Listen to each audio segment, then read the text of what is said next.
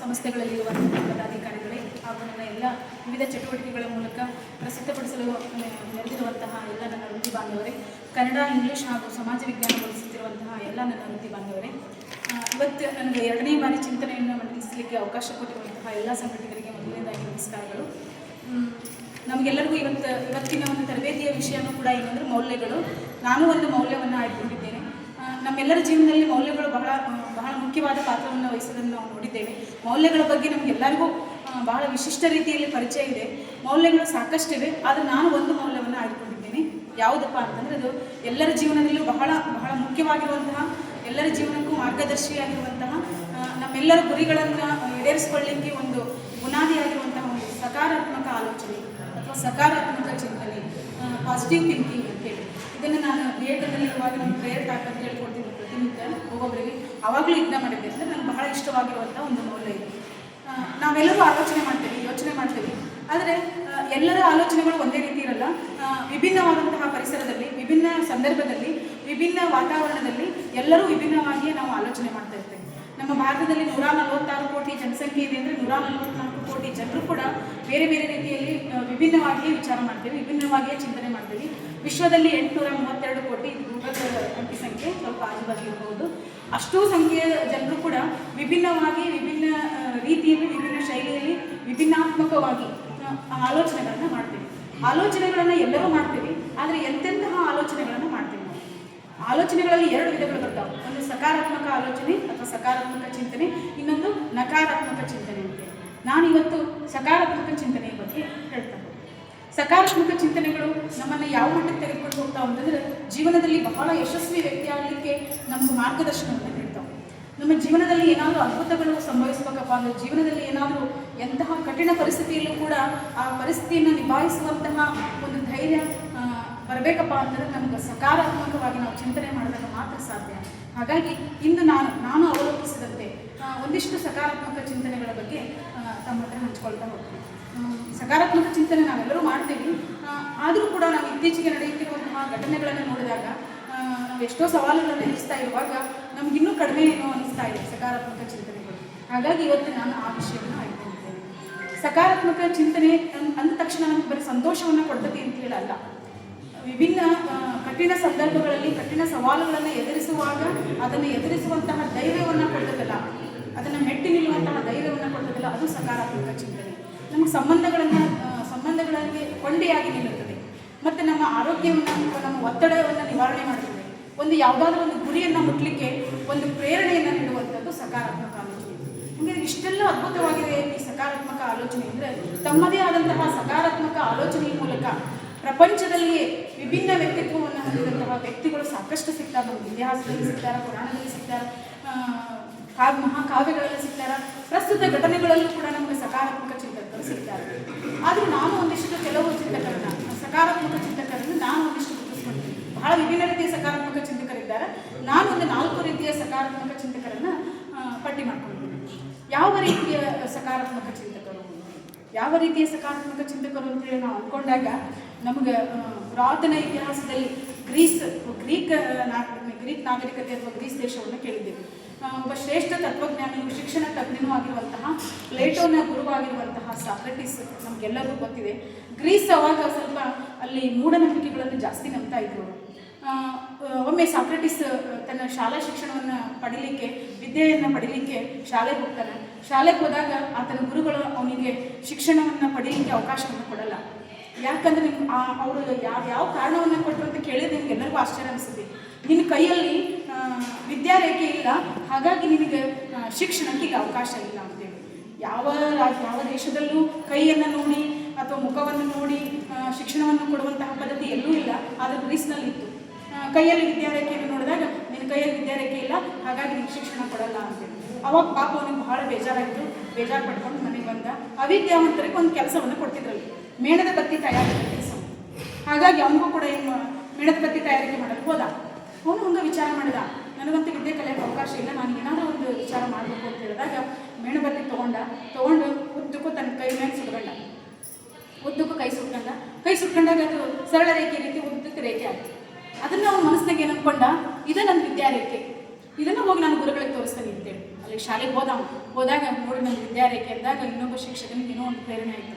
ಅವನಿಗೆ ಶಿಕ್ಷಣವನ್ನು ಕೊಟ್ಟು ಅವನಿಗೆ ಒಬ್ಬ ಶ್ರೇಷ್ಠ ತತ್ವಜ್ಞಾನಿಯಾದ ಅಂದು ಅವನು ಸಕಾರಾತ್ಮಕವಾಗಿ ಆಲೋಚನೆ ಮಾಡದೇ ಇದ್ದರೆ ಅವನು ಇಂದು ನಾವು ಇತಿಹಾಸದಲ್ಲಿ ಅಮರನಾಗಿರುವಂಥ ಒಬ್ಬ ಶಿಕ್ಷಣ ತಜ್ಞನಾಗಲಿ ಅಥವಾ ತತ್ವಜ್ಞಾನಿಯಾಗಿ ನಾವು ಯಾರೂ ಕಾಣಿಸ್ತಾ ಇರಲಿಲ್ಲ.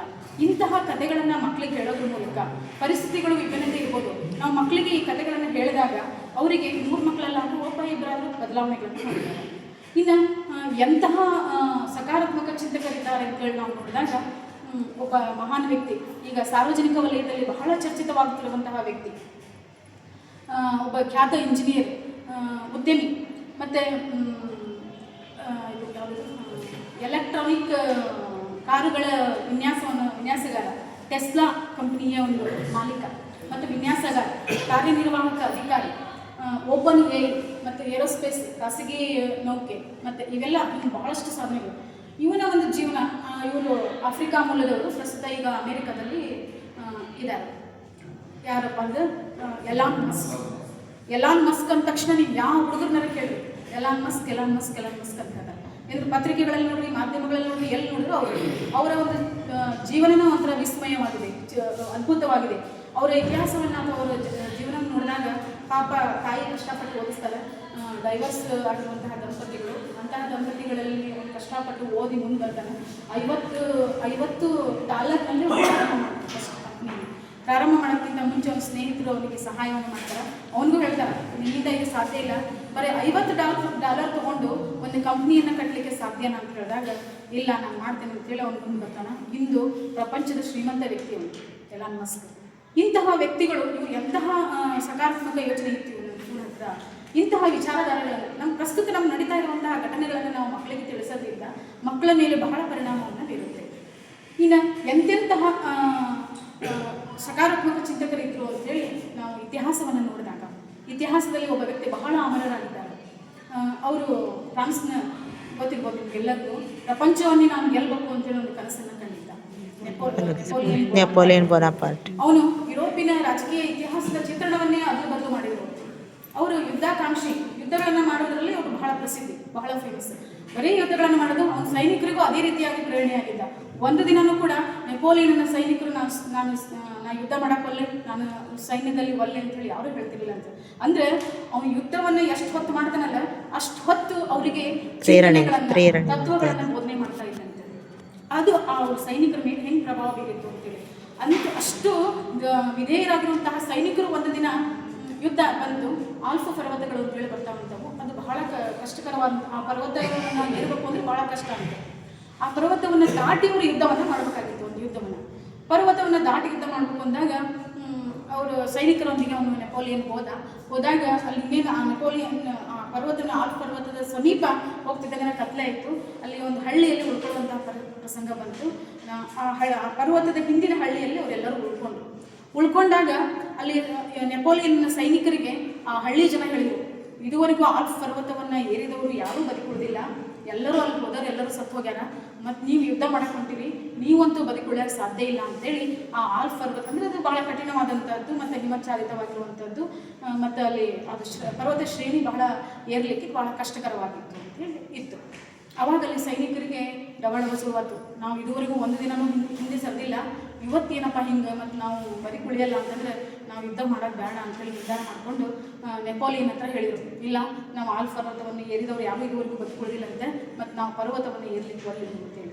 ಅವಾಗ ನೆಪೋಲಿಯನ್ ನಿಮಗೆ ವಿಚಾರ ಇತ್ತು, ನೀವು ಯಾರಾದರೂ ನೀವು ಆಲ್ಫ್ ಪರ್ವತಗಳನ್ನು ನೋಡಿದ್ದೀರಾ ಅಂತೇಳಿ ಕೇಳಿದ. ಇಲ್ಲ ನಾವು ಯಾರೂ ನೋಡಿಲ್ಲ ಅಂತ ಹೇಳಿದರು. ಯಾವ ಸೈನಿಕರು ನಾವು ನೋಡೇವಿ ಅಂತ ಹೇಳಲಿಲ್ಲ. ಅವಾಗ ನೆಪೋಲಿಯನ್ ಹೇಳ್ತಾನೆ, ನಾನು ನೋಡೇನಂತ ಆಲ್ಫ್ ಪರ್ವತವನ್ನು, ನಾನು ಹತ್ತಿ ಬಂದೇನಿ, ನಾವೆಲ್ಲರೂ ಹೋಗೋಣ, ಈ ಯುದ್ಧಕ್ಕೆ ಬಂದೇವಿ, ನಾವೆಲ್ಲರೂ ಹೋಗೋಣ, ಅಲ್ಲಿ ಹೋಗಿ ನಿಲ್ಲೋಣ, ನಿಮಗೆ ಹತ್ತುತ್ತೀನಿ ಅಂತಂದ್ರೆ ಹತ್ತೋಣ, ಇಲ್ಲ ಅಂದ್ರೆ ನಾವೇನು ಮಾಡೋಣ ವಾಪಸ್ ಬರೋಣ ಅಂತೇಳಿ ತನ್ನ ಸೈನಿಕರು ಹೇಳಿದ. ಅದಕ್ಕೆ ಸೈನಿಕರೆಲ್ಲರೂ ಒಪ್ಕೊಂಡು ಆಯಿತು ನಾವು ಯುದ್ಧ ಮಾಡ್ಲಿಕ್ಕೆ ಬರ್ತೇವೆ ಅಂತೇಳಿ ಹೋದರು. ಆಲ್ಫ್ ಪರ್ವತ ಹಂಗೆ ಅವನೇನು ಹೇಳಿದ, ಮುಂದೈತಿ ಅವ್ರ ಪ್ರಯಾಣವನ್ನು ಬೆಳೆಸಿದ್ರು. ಹೋಗ್ತಾ ಇರುವಾಗ ಒಂದು ಪರ್ವತ ಶ್ರೇಣಿ ಬಂತು. ಇದು ಏನೋ ಆಲ್ಫಾ ಪರ್ವತ ಅಂತೇಳಿ ಒಬ್ಬ ಸೈನಿಕ ಕೇಳಿದ. ಇಲ್ಲ ಅಂತ ಹೇಳಿದ, ಇದು ಒಂದು ಸಣ್ಣದಷ್ಟೇ, ಇದ್ರ 10 ಪಟ್ಟು ದೊಡ್ಡದೈತದ ಪರ್ವತ ಅಂತೇಳಿ ಹೇಳ್ದ. ಮತ್ತು ಹಂಗೆ ಸಾಗಿದ್ರು ಹಂಗೆ ಸಣ್ಣ ಪರ್ವತಗಳು ಬಂದಾಗ ಒಂದ್ಸರಿ ಇವರು ನೆಪೋಲಿಯನ್ ಹತ್ರ ಕೇಳಿದ್ರು ಇಲ್ಲ ಅಂತೇಳಿ ಹೇಳ್ತಾನೆ ಅಂತ. ಕೊನೆಗೆ ಒಂದು ದಿನ ಪ್ರಯಾಣವನ್ನು ಮಾಡಿದ್ರು. ಕೊನೆಗೆ ಪ್ರಯಾಣದ ಸಂಜೆ ಹೊತ್ತಿನೊಳಗೆ ಒಬ್ಬನು ತಡಕಳ್ಳಾರ್ದ ಹೇಳಿದ, ನೀವು ಅಲ್ಲಿ ಹಳ್ಳಿಯಿಂದ ಬಿಡುವಾಗ ಏನು ಹೇಳಿದ್ರಿ ಅಂದ್ರೆ ಆಲ್ಫಾ ಇಲ್ಲೇ ಹತ್ತಿರದಲ್ಲೇ ಇದೆ ಅಂತ ಹೇಳಿದ್ರಿ. ನಾವು ಸುಮಾರು 24 ಗಂಟೆ ಒಂದು ದಿನ ಜರ್ನಿ ಮಾಡಿದ್ವಿ, ಪ್ರವಾಸವನ್ನು ಮಾಡಿದ್ವಿ, ಆದರೂ ಪರ್ವತ ಬರಲೇ ಇಲ್ಲ, ಏನಿದು ಅಂತ ಹೇಳಿದ್ವಿ. ಅವಾಗ ಅವನು ಹೇಳಿದ, ಅಯ್ಯೋ ದಡ್ರ, ನಾವು ಆಲ್ಫ ಪರ್ವತವನ್ನು ದಾಟಿ ಬಂದು ಹಳೆ ಮಾತಾಯಿತು ಅಂತ ಹೇಳಿದ. ಅವಾಗ ಎಲ್ಲರಿಗೂ ಆಶ್ಚರ್ಯ, ಈ ಪರ್ವತವನ್ನು ದಾಟಿ ಬಂದ್ಬಿಟ್ವ ನಾವು ಎಲ್ಲರ ಬಾಯಲ್ಲಿ ಏನಂತ ಕೇಳಿದ್ವಿ, ಆಲ್ಫ ಪರ್ವತ ಅನ್ನೋದು ಹಿಮಾಚಲದಿಂದ ಅಲ್ಲಿ ಹತ್ತಿದವರು ಯಾರು ಬಳದು ಕುಳಿದಿದ್ದೇ ಇಲ್ಲ ಅಂತೇಳಿ. ಈಗ ನೋಡಿ ಹಿಂಗಾಗಲ್ಲ ಅಂದಾಗ ಅಂದರೆ ಮನಸ್ಥಿತಿಯಿಂದ ವಸ್ತುಸ್ಥಿತಿಯನ್ನು ಬದಲಾಯಿಸಬಹುದು ಕಾರಣ.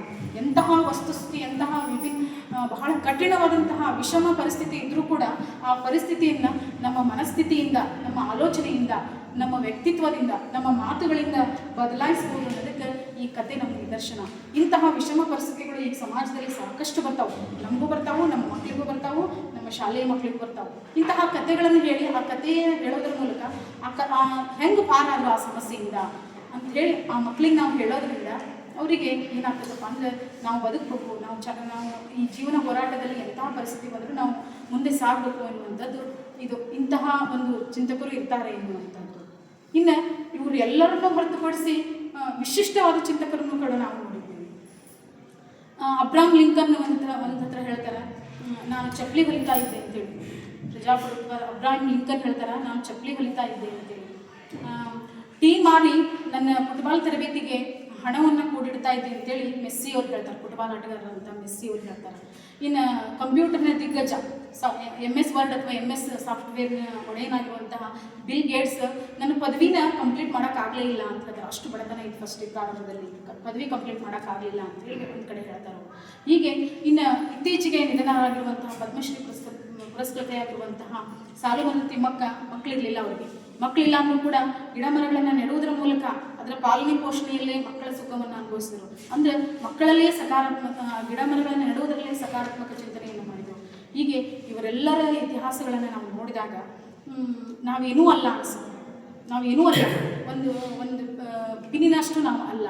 ಹಾಗಾಗಿ ಇಂತಹ ಎಲ್ಲ ಸಾಧಕರ ಒಂದು ಸಕಾರಾತ್ಮಕ ಆಲೋಚನೆಗಳನ್ನು ಮಾಡಿದ್ರಿಂದ ಇಂದು ಸಮಾಜದಲ್ಲಿ, ಇತಿಹಾಸದಲ್ಲಿ ಅಮರರಾಗಿದ್ದಾರೆ.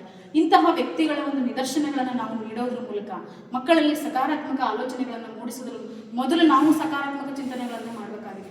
ಇತ್ತೀಚೆಗೆ ಒಂದು ಪೇಪರಲ್ಲಿ ನಿನ್ನೆ ಮೊನ್ನೆ ಒಂದು ನೋಡಿದೆ, ಶಿವಮೊಗ್ಗದ ದಂಪತಿಗಳು 3 ವರ್ಷದ ಹಿಂದೆ ಮಕ್ಕಳ ವೈದ್ಯವರು, ಇವರು ಗೈನಕಾಲಜಿಸ್ಟು, ಇವರು ಆತ್ಮಹತ್ಯೆ ಮಾಡ್ಕೊಂಡು ನಾವು ಸಮಾಜದಲ್ಲಿ ನೋಡಿದ್ದೇವೆ. ವೈದ್ಯರು ಅಂದರೆ ಬಹಳ ನಾವು ಆರಾಮಿಂದ ಹೋದಾಗ ಅವ್ರ ಮಾತುಗಳಲ್ಲೇ ನಾವು ಆರಾಮಾಗ್ಬಿಡ್ತೀವಿ. ಅಂತಹ ವೈದ್ಯ ವೃತ್ತಿಯನ್ನು ಮಾಡ್ತಾ ಇರುವಂಥವರಿಗೆ ಚಿಂತನೆಗಳು ಇಲ್ಲ, ಮಾನಸಿಕವಾಗಿ ಯಾಕೆ ಒತ್ತಡಗೊಳಗಾಗ್ತಾ ಇದ್ದಾರೆ ಅಂತಂದರೆ ಇಂತಹ ಸಕಾರಾತ್ಮಕವಾಗಿ ವಿಚಾರ ಮಾಡದೇ ಇರುವಂಥದ್ದು. ಹಾಗಾಗಿ ಇಂತಹ ಸಕಾರಾತ್ಮಕ ಆಲೋಚನೆಯಂತಹ ಮೌಲ್ಯಗಳು ಎಲ್ಲರಿಗೂ ಬೇಕು, ನಮಗೆ ಜಾಸ್ತಿ ಬೇಕು. ಸಕಾರಾತ್ಮಕವಾಗಿ ಸರ್ಕಾರದ ಯೋಜನೆಗಳನ್ನು ಸ್ವೀಕರಿಸಿದಾಗ ನಾವು ಮಕ್ಕಳಲ್ಲಿ ಆ ಒಂದು ಮೌಲ್ಯವನ್ನು ತಿಳಿಸಲಿಕ್ಕೆ ಸಾಧ್ಯ. ಹಾಗಾಗಿ ಇದನ್ನೆಲ್ಲ ಮಾಡಬೇಕು ಅಂದರೆ ನಮಗೆ ಅಚಲವಾದ ಮನಸ್ಸು ಬೇಕು. ನಮ್ಮ ಪಂಚೇಂದ್ರಿಯಗಳು ನಮ್ಮ ಹಿಡಿತದಲ್ಲಿರಬೇಕು. ಅಂತಂದರೆ ನಾವು ಭಾವಿಸುವಂತಹ ಮನಸ್ಸು ಚೊಕ್ಕಟವಾಗಿದ್ದಾಗ, ನೋಡುವಂತಹ ದೃಷ್ಟಿ ನಿರ್ಮಲವಾಗಿದ್ದಾಗ, ಕೇಳುವಂತಹ ಕಿವಿ ಎಚ್ಚರಿಕೆಯಿಂದಿರುವಾಗ, ನುಡಿಯುವ ನಾಲಿಗೆ ಹಿಡಿತದಲ್ಲಿದ್ದಾಗ, ನಮ್ಮ ಮಾಡುವಂತಹ ನಮ್ಮ ಸೇವೆಗಳು ನಮ್ಮ ಕೈಯಲ್ಲಿದ್ದಾಗ ಇವೆಲ್ಲವುಗಳ ಹಿಡಿತವನ್ನು ನಮ್ಮ ವ್ಯಕ್ತಿತ್ವದಿಂದ, ನಮ್ಮ ಮನಸ್ಸಿನಿಂದ ಸಾಧಿಸಬಹುದು. ಹಾಗಾಗಿ ಭವ್ಯ ಭವಿಷ್ಯದ ಮಕ್ಕಳನ್ನು ನಾವು ಬೆಳೆಸ್ತಾ ಇದ್ದೇವೆ. ನಾವೆಲ್ಲರೂ ಇವತ್ತು ಶಿಕ್ಷಕ ವೃತ್ತಿಯಲ್ಲಿದ್ದೇವೆ ಅಂತಂದರೆ ನಮ್ಮ ವೃತ್ತಿಗೆ ಒಂದು ಸಾರ್ಥಕತೆ ಸಿಗಬೇಕಪ್ಪ ಅಂದಾಗ ನಾವು 100 ಮಕ್ಕಳನ್ನು ಬದಲಾವಣೆ ಮಾಡೋಕ್ಕಾಗದೇ ಇದ್ದರೂ ಕೂಡ ಕೆಲವು ಮಕ್ಕಳನ್ನು, ಒಂದು ಮಗು ಬದಲಾವಣೆ ಆದರೂ ಸಾಕು, ನಮ್ಮ ಜೀವನ ಸಾರ್ಥಕ ಅನಿಸ್ತೀವಿ. ಹಾಗಾಗಿ ಅಂತಹ ಕೆಲವು ಮಕ್ಕಳನ್ನು ಆದರೂ ನಾವು ಪರಿವರ್ತನೆ ಮಾಡುವಂತಹ ಹೊಣೆಗಾರಿಕೆಯನ್ನು ಆ ಮಕ್ಕಳಲ್ಲಿ ಒಳ್ಳೆಯ ಮೌಲ್ಯಗಳನ್ನು ಬಿತ್ತುವುದರ ಮೂಲಕ, ನಾವೆಲ್ಲರೂ ಭಾಷಾ ಶಿಕ್ಷಕರಿದ್ದೇವೆ, ಕಲಾ ಶಿಕ್ಷಕರಿದ್ದೇವೆ, ನಮಗೆ ಸಾಕಷ್ಟು ಅವಕಾಶಗಳು ಸಿಗ್ತಾವೆ ಮೌಲ್ಯಗಳನ್ನು ಕಲಿಸ್ಲಿಕ್ಕೆ. ನಾವು ನಮ್ಮ ಸಿಲೆಬಸ್ ಜೊತೆಗೆ ಆ ಮೌಲ್ಯಗಳನ್ನು ಕಲಿಸೋದ್ರ ಮೂಲಕ ನಮ್ಮ ಒಂದು 40 ನಿಮಿಷದ ಅವಧಿಯಲ್ಲಿ ಒಂದು 5 ನಿಮಿಷ ಒಂದು ಮೌಲ್ಯವನ್ನು ಕಲಿಸಿದ್ರೆ ಸಾಕು, ಆ ಮಕ್ಕಳು ಪರಿವರ್ತನೆಯನ್ನು ಹೊಂದ್ತಾವೆ. ಅವರು ನಮ್ಮನ್ನು ಭಾಳ ಫಾಲೋ ಮಾಡ್ತಾವೆ. ಬೇರೆ ನಮ್ಮ ಲ್ಯಾಂಗ್ವೇಜ್ ಶಿಕ್ಷಕರನ್ನ ಮತ್ತು ಸಮಾಜ ಶಿಕ್ಷಕರಿಗೆ ಫೋನ್ ಮಾಡ್ತಾವೆ. ಇದುವರೆಗೂ ಹಳೆ ವಿದ್ಯಾರ್ಥಿಗಳು ಅವ್ರು ಏನೋ ಒಂದು ನಿರ್ಧಾರ ತೆಗೆದುಕೊಳ್ಬೇಕು ನಮ್ಗೆ ಫೋನ್ ಮಾಡ್ತಾವೆ. ಈಗಲೂ ನನಗೆ ಸೈನ್ಸ್ ವಿದ್ಯಾರ್ಥಿಗಳು ನನಗೆ ಫೋನ್ ಮಾಡ್ತಾರೆ. ಯಾಕೆ ಮಾಡ್ತಾರೆ ಅಂದರೆ ನಾವು ಅವ್ರಿಗೆ ಅಷ್ಟು ಪ್ರೇರಣಾದಾಯಕರಾಗಿರ್ತೀವಿ, ಅಷ್ಟು ಮೌಲ್ಯಗಳ ಬಗ್ಗೆ ನಾವು ಹೇಳ್ಕೊಟ್ಟಿರ್ತೀವಿ.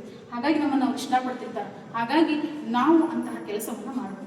ನಾವೆಲ್ಲರೂ ಸೇರಿ ಒಂದು ಉತ್ತಮ ಸಮಾಜ ನಿರ್ಮಾಣದಲ್ಲಿ ಇಂತಹ ಆಲೋಚನೆಗಳ ಮೂಲಕ ನಮ್ಮ ಮಕ್ಕಳನ್ನು ಬೆಳೆಸೋಣ. ನಮ್ಮ ದೇಶದ ಅಭಿವೃದ್ಧಿಯಲ್ಲಿ ನಮ್ಮದು ಒಂದು ಪಾತ್ರವನ್ನು ನೀಡೋಣ ಅಂತ ಹೇಳ್ತಾ ನನಗೆ 2ನೇ ದಿನದ ಚಿಂತನೆಯನ್ನು ಮಂಡಿಸಲಿಕ್ಕೆ ಅವಕಾಶ ಮಾಡಿಕೊಟ್ಟಂತಹ ಎಲ್ಲ ಸಂಘಟನೆಗಳಿಗೆ ನಮಸ್ಕಾರ.